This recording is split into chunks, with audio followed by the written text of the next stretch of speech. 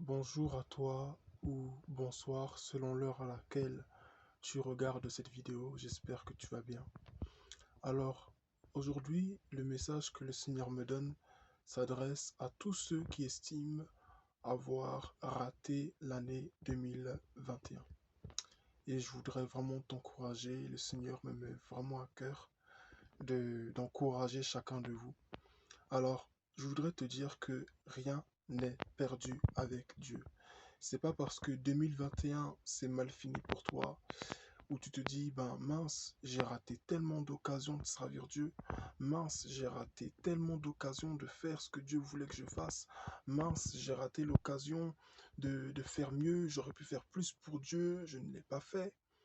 Et tu regardes à tous tes échecs. Ne laisse pas le diable te rappeler tous tes échecs. Ne laisse pas ceux qui t'entourent te rappeler sans cesse tes échecs.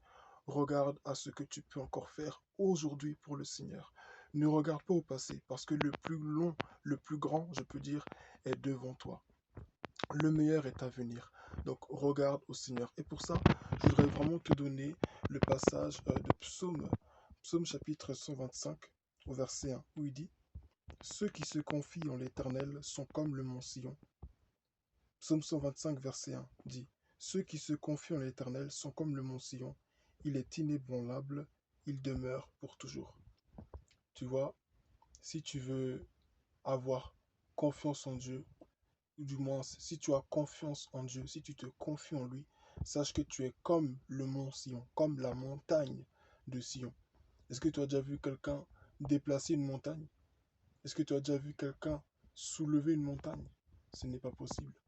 Ce sera la même chose pour toi si tu mets ta foi dans le Seigneur. Ça sera dur, ça sera difficile, ça sera compliqué, mais Dieu sera avec toi. Dieu sera ta force. Alors, regarde cette année 2022 comme une année de défi. Une année où tu dois te rapprocher de Dieu. Une année où tu dois chercher Dieu davantage. Une année où vraiment tu prends des résolutions vraiment fermes avec Dieu. Tu te dis, cette année, je vais vivre des choses surnaturelles avec Dieu. Cette année, je vais lire la Bible, je vais la méditer.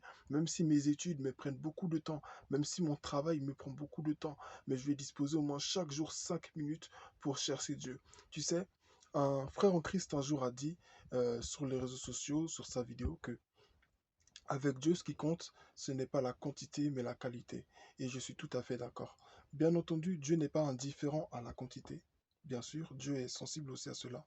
Mais vaut mieux être quelqu'un qui prie et régulièrement, c'est-à-dire tous les jours tu pries, que quelqu'un qui prie beaucoup mais qui n'est pas régulier. Et si tu pries beaucoup et que tu es régulier, c'est encore mieux. Mais je t'encourage à vraiment être régulier dans ta relation avec Dieu, car c'est de là que tu vas partir. Donc, fais confiance à ton Dieu. Il est là, il ne t'abandonnera pas.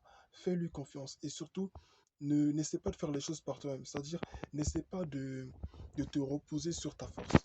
N'essaie pas de tout baser sur ta force pour dire, bon, ben, euh, comment dire, on m'a dit il faut prier, donc maintenant, vas-y, chaque jour, maintenant, allez hop, je vais bombarder dans la prière.